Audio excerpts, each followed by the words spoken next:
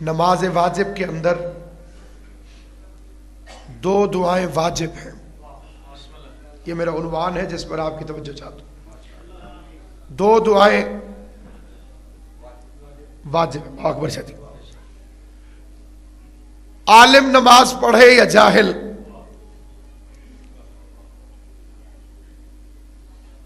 اگر یہ دو دعائیں نہ مانگے تو نماز قبول نہیں ہوتی. تھوڑی یہ توجہ فرمائیں. اگر یہ دو دعائیں نہ مانگی جائیں تو نماز قبول نہیں ہوتی. میری تقریر کے کسی فقرے پر کسی بندے کو کوئی اعتراض ہو، اسے اس کی قسم ہے جسے مانتا ہے شرم کر کے چپ کر کے نہ بیٹھے، غیرت مند بن کے سوال کرے. اگر یہ دو دعائیں نہ مانگی جائیں تو نماز قبول نہیں ہوتی. پہلی دعا ہے اللہم صلی علی محمد و آل محمد. یہ وہ دعا ہے کہ اگر مشرک بھی مانگے تو خالق رد نہیں کرتا. اللہ ان ہاتھوں کو سلامت رکھے جو علی کی ولایت کی حمایت میں اٹھتے. ہاتھ اٹھتا ہی وہی ہے جسے خود علی خیرات دے رہا ہو، جسے علی اللہ و اہل بیت آپ کو سلامت رکھے. علی کی ولایت کی حمایت میں ہاتھ اٹھتا ہی اسی کا ہے جسے خود علی خیرات دے رہا ہو. قرآن کی قسم کھا کے کہتا ہوں جسے علی خیرات نہ دے اس کے تو نماز میں ہاتھ نہیں کھلتے، مجلس میں ہاتھ کیسے کھلتے. اس کے لیے میں نے عرض کیا کہ یہ دعا مشرک بھی مانگے تو خدا رد نہیں کرتا. اس لیے دعا مانگنے کا سلیقہ طریقہ یہی ہے کہ اپنی دعا مانگنے سے پہلے بھی آل محمد پہ درود بھیجو، جاگ کے بعد بھیجو، اور دعا مانگنے کے بعد بھی آل محمد پہ درود بھیجو. فائدہ کیا ہوگا؟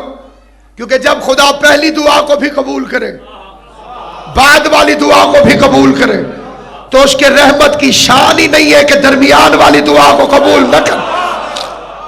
اور اس کے فکرے اللہم صلی علی محمد و آل محمد. اے اللہ درود بھیج محمد و آل محمد. آیت ہے ان اللہ و ملائکتہ یصلون علی النبی. اس میں دو غلطیاں ہیں ترجمے کی عوام الناس کے. ترجمہ کیا جاتا ہے اللہ اور اس کے فرشتے محمد و اہل بیت محمد پر درود بھیجتے. صرف فرشتے؟ باقی مخلوق کو اللہ نے کیوں پیدا کیا؟ یہ سمجھ آئے میرے ساتھ بولو. ملائکہ سے مراد فرشتے نہیں. دلیل قرآن سے دینے لگو. وَإِذْ قَالَ رَبُّكَ لِلْمَلَائِكَةِ. اللہ نے ملائکہ سے کہا کہ آدم کو سجدہ کرو. اگر یہاں مراد فرشتے ہیں تو شیطان تو فرشتہ ہے ہی نہیں. زبان سے بولنا جسے بات سمجھ میں. کیونکہ بلا شیطان فرشتہ ہے کیا؟ اگر حکم فرشتوں کا ہے تو شیطان تو چھوٹ گیا. اگر اللہ نے فرشتوں کو حکم دیا تھا کہ آدم کے سامنے جھک جاؤ تو شیطان تو جن ہے، تو شیطان فرشتہ نہیں. وَقَانَ مِنَ الْجِنِّ. تو جنات کی قوم میں سے. اور اس کے لیے تحقیق کی ضرورت نہیں، قرآن آخری تحقیق ہے. قرآن نے فرما دیا کہ وہ قوم اجنہ میں سے تھا، جنات میں سے تھا. اگر یہاں مراد فرشتے ہو تو کہہ دے گا مالک تو نے تو مجھے حکم ہی نہیں دیا تھا، تو پھر مجھے سزا کیوں دے رہا؟ تو اس سے مراد ہے طاقتیں. جس کسی کو بھی خداوند قدوس نے طاقت عطا فرمائی اس سے کہا کہ آدم کے سامنے جھک جاؤ. اور آدم وہ خلیفۃ اللہ ہے جس کی خلافت کا نوٹیفیکیشن قرآن میں ہے. نہ یہ شورا سے خلیفہ بنا، نہ یہ ووٹوں سے خلیفہ بنا، نہ یہ پبلک کی مرضی سے خلیفہ بنا، بلکہ اس کے مقابلے پر فرشتوں کا اجماع تھا کہ اسے نہ بنا. قبلہ سے دعا حاصل کرنے کے لیے فکر عرض کرتا ہوں، جو خدا آدم کی خلافت کے مقابلے پر معصوم فرشتوں کے اجماع کو قبول نہیں کرتا، وہ علی کی خلافت کے مقابلے پر گناہگاروں کے اجماع کو کیسے قبول کرتا؟ مسلمانوں کا خیال یہ ہے کہ خلیفہ وہ ہوتا ہے جس کے پاس تخت ہو، جو کرسی پر بیٹھ جائے، جو بادشاہ بن جائے، جس کے وزیر ہوں، جس کے مشیر ہوں، جس کی فوجیں ہوں، جس کے ہٹو بچوں کے نعرے لگانے والے ہوں، جس کے پاس بیت المال ہو. سر پہ قرآن رکھ کے ان میں سے کوئی بھی چیز آدم کے پاس دکھاؤ. توجہ ہے یا نہیں ہے؟ آدم کے پاس ووٹ نہیں ہے، آدم کے پاس تخت نہیں ہے، آدم کے پاس تاج نہیں ہے، آدم کے پاس لشکر نہیں ہے، آدم کے پاس شورا نہیں ہے، آدم کے پاس عوام نہیں ہے، آدم کے پاس بیت المال نہیں ہے، آدم کے پاس فوج نہیں ہے. لیکن آل محمد کی عزت و عظمت کی قسم قرآن فرما رہا ہے کہ آدم کے پاس بے شک تخت نہ ہو لیکن خلیفہ تھا، تاج نہ ہو خلیفہ تھا، لشکر نہ تھا آدم خلیفہ تھا، فوج نہ تھی آدم خلیفہ تھا. تو پتہ چلا کہ خدا کے بنائے ہوئے خلیفے کے لیے نہ تخت ضروری ہے، نہ تاج ضروری ہے، نہ لشکر ضروری ہے، نہ بیت المال ضروری ہے. پھر مالک پتہ کیسے چلے کہ جسے تو نے خلیفہ بنایا اس کے بعد تھا کیا؟ تو عجب نہیں، آواز پروردگار آئے میں نے اپنے بنائے ہوئے خلیفہ کے سامنے فرشتوں کو جھکا دیا. میں نے اپنے بنائے ہوئے خلیفہ کی نشانی یہ بتائی کہ اس کے سامنے میرے فرشتے جھک جائیں گے، اس کے سامنے میرے فرشتے زانوئے ادب طے کر دیں گے، اس کے سامنے میرے فرشتے اپنا ماتھا ٹیک دیں گے. اپنے لیے جہنم کا سامان پیدا نہ کر. نبی کے بعد یہ نہ بتا کہ تخت کس کے پاس تھا، تاج کس کے پاس تھا، لشکر کس کے پاس تھا. یہ بتا فرشتے کس کے گھر میں نوکری کرتے. 6 لاکھ سال کا عبادت گزار اور پڑھنے والی نماز اس نے ابھی بھی نہیں چھوڑی، ابھی بھی نماز پڑھتا ہے. جی دنیا کا کوئی ایک عالم لے کر آئے جو ثابت کرے کہ اس نے نماز چھوڑ دی، اللہ کو اس نے رب ماننا چھوڑ دیا ہو، کوئی ثابت کرے. اللہ نے جب نکال دیا پھر کہہ رہا تھا رب بما اغویتنی، پروردگارا. تو شیطان کے عقیدے میں توحید ہے.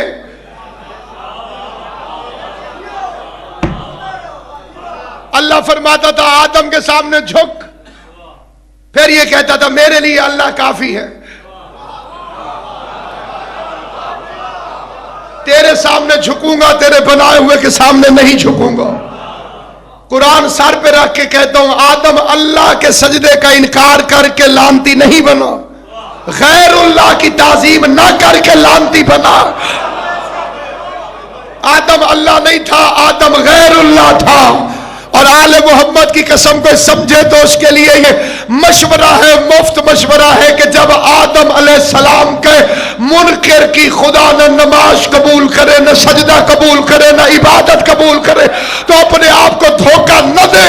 جب وہ شفیع اللہ کے منکر کی نماز قبول نہیں کرتا تو علی ولی اللہ کے منکر کی نماز کیسے قبول؟ اللہ اور ساری طاقتیں کس پر درود بھیجتی ہیں؟ صلونا علی النبی.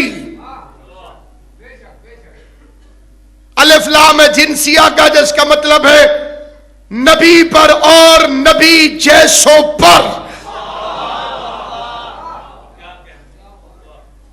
جو جو نبی جیسا ہوگا اس پر درود ہے. پوری دنیا کو چیلنج ہے، سر نہ ہلائے کرو، بولا زبان سے. کائنات آدم و عالم میں کوئی مذہب نبی جیسا کوئی اور دکھائے اگر کسی کے پاس موجود ہے. نہیں تو مستدرک میں آج تک یہ فکر ام المومنین حضرت بی بی عائشہ رضی اللہ تعالی عنہا نے رسول خدا سے آگے عرض کی یا رسول اللہ کیا وجہ ہے؟ میں ایک ہی ہانڈی میں سالن پکاتی ہوں، اسے 2 برتنوں میں ڈالتی ہوں، ایک کے لیے نیت کرتی ہوں آپ کو دوں گی، ایک کے لیے نیت کرتی ہوں خود کھاؤں گی، کیا وجہ ہے یا رسول اللہ؟ میرے سالن پر مکھیاں بیٹھتی ہیں۔ زبان سے بولنا جسے بات سمجھ میں آئے۔ کیا وجہ ہے کہ میرے سالن پر مکھیاں بیٹھتی ہیں، آپ کے سالن پر مکھیاں نہیں بیٹھتی؟ حضور نے فرمایا عائشہ انا لا مثلک، میں تم جیسا نہیں ہوں، انا لا مثلک، میں تم جیسا نہیں ہوں۔ تو اب کون ہے نبی جیسا؟ کسی مشکل کتاب سے نہیں، میٹرک کی کتاب سے فقرہ پڑھ رہا ہوں۔ جو 10ویں جماعت تک بھی پڑھا ہے وہ تصدیق کرے گا میرے اس فکرے کی۔ مضمون کا نام ہے برادرہڈ، مواخات، بھائی چارہ۔ مسجد نبوی کی تعمیر مکمل ہونے کے بعد نبی نے ایک جیسوں کو ایک جیسوں کا بھائی بنایا۔ سلامت و آباد و شاد رہے، جو خوش ہو آل محمد تمہیں ہمیشہ خوش رکھے۔ مسجد نبوی کی تعمیر کے مکمل ہونے کے بعد پیغمبر اعظم نے ایک جیسوں کو ایک جیسوں کا بھائی بنایا، جن کی خصلت ملتی تھی، جن کی تینت ملتی تھی، جن کی نیت ملتی تھی، جن کی ذہنیت ملتی تھی۔ پوری ذمہ داری سے بتا رہا ہوں، کتاب میں لکھا ہے کہ نبی نے حضرت ابو بکر کا ہاتھ پکڑ کے حضرت عمر کے ہاتھ میں دیا، کہا یہ تیرا بھائی ہے، تو اس کا بھائی ہے۔ سلمان کا ہاتھ پکڑ کے ابو ذر کے ہاتھ میں دیا، یہ تیرا بھائی ہے، تو اس کا بھائی ہے۔ عمار کا ہاتھ پکڑ کے مقداد کے ہاتھ میں دیا، یہ تیرا بھائی ہے۔ سر اٹھا کے سن لو، تو اس کا بھائی ہے۔ اور انہوں نے لکھا کہ سب کو بھائی بنا لیا تو دیکھا کہ مسجد نبوی کے کونے میں علی بیٹھ کر رو رہے تھے۔ نبی نے آ کے پوچھا ماذا جبکی کو کہ یا علی ابن ابی طالب، ابو طالب کے بیٹے علی کیوں روتا ہے؟ کہا رو نہ تو کیا کروں، ہر کسی کو ہر کسی کا بھائی بنایا، مجھے کسی کا بھائی نہ بنایا۔ پیغمبر نے علی کو اٹھایا، مٹی کو جھاڑا، ماتھے کو چوما، سینے سے لگا کے کہا اگر ان میں کوئی تیرے جیسا ہوتا۔ آپ کے اس عمل پہ بھی مقصرین کو بڑی تکلیف ہے۔ وہ کہتے ہیں جی اللہ اکبر آہستہ کہتے ہیں، نعرہ رسالت یا رسول اللہ آہستہ کہتے ہیں، لیکن جب نعرہ حیدری کہو تو پتہ نہیں ان میں طاقت کہاں سے آ جاتی ہے۔ میں نے کہا نہ میں مکرہ ہوں نہ اس سے انکار کرتا ہوں۔ نعرہ تکبیر پہ اللہ اکبر ہم آہستہ کہتے ہیں، کہنا بھی آہستہ چاہیے۔ نعرہ رسالت پہ یا رسول اللہ آہستہ کہتے ہیں، کہنا بھی آہستہ چاہیے۔ نعرہ حیدری پہ یا علی اونچا کہتے ہیں، کہنا بھی اونچا چاہیے۔ جو پریشان ہو گئے ہو فکر تمہارے نہیں، ناصر عباس کے ہے۔ مجھے اس ممبر کی عزت کی قسم، اگر مقابلہ ہوتا توحید کے منخروں سے تو ہم اللہ اکبر اونچا کہتے، اگر مقابلہ ہوتا رسالت کے منکروں سے تو ہم یا رسول اللہ اونچا کہتے۔ کیا کریں مقابلہ علی کی ولایت کا؟ یہ بدن کی طاقت نہیں، ماں کی شرافت ہے۔ علی کی ولایت مولوی کی تقریر سے نہیں ملتی، ماں کی شرافت سے نصیب میں آتی۔ میں لکھ باری آخر، بلکہ اس کو پڑھنے سے پہلے برادران اہل سنت کی کتاب کی روایت پڑھتا ہوں۔ اس میں لکھا ہوا ہے کہ جب صحابہ کرام کے بچے 2 سال کے ہو جاتے تھے تو وہ نبی سے ملوانے لاتے تھے۔ نبی صحابیوں کے 2 سال کے بچوں سے کہتے تھے یا علی کہو۔ اگر کوئی بچہ یا علی کہہ دیتا، اگر کوئی بچہ یا علی کہہ دیتا تو نبی اسے شہد بھی چکھاتے، اسے پیار بھی کرتے، اسے سینے سے بھی لگاتے اور صحابی سے کہتے اسے پھر بھی لے کر آیا کرو۔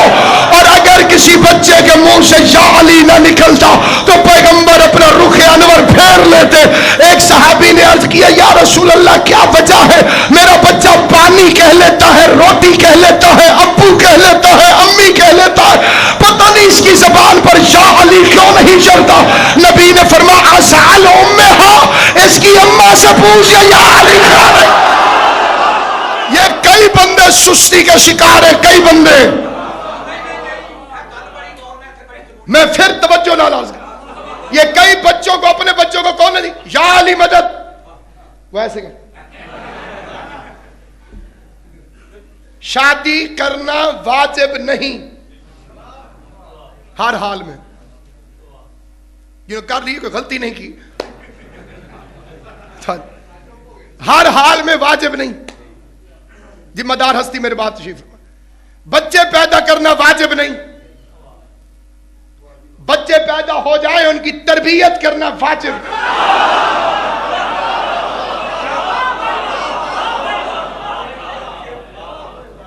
جو باپ اپنی اولاد کو اپنی سمجھتا ہوگا وہ علی ولی اللہ پڑھا کے جائے گا۔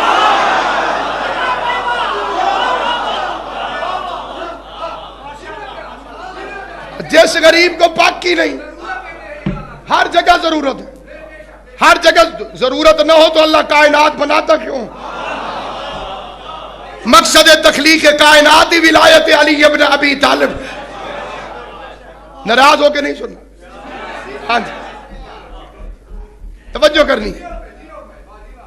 فکرہ میں پھر کہتا ہوں، کسی کو کوئی اعتراض ہو تقریر کے فکروں پر، اسے اوش کی قسم جسے مانتا ہے، خود شرم آتی ہے ساتھ والے سے کہے، اس کو بھی نہیں کہہ سکتا چٹ لکھ کے میدان میں بھیجے۔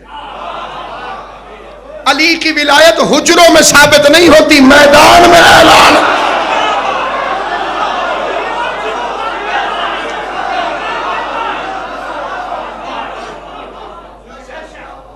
ویسے بندے بڑے سمجھدار ہیں، یا کہ مت ماری جاتی ہے۔ کلمے والا بیان نماز میں تبدیل کیوں ہوا؟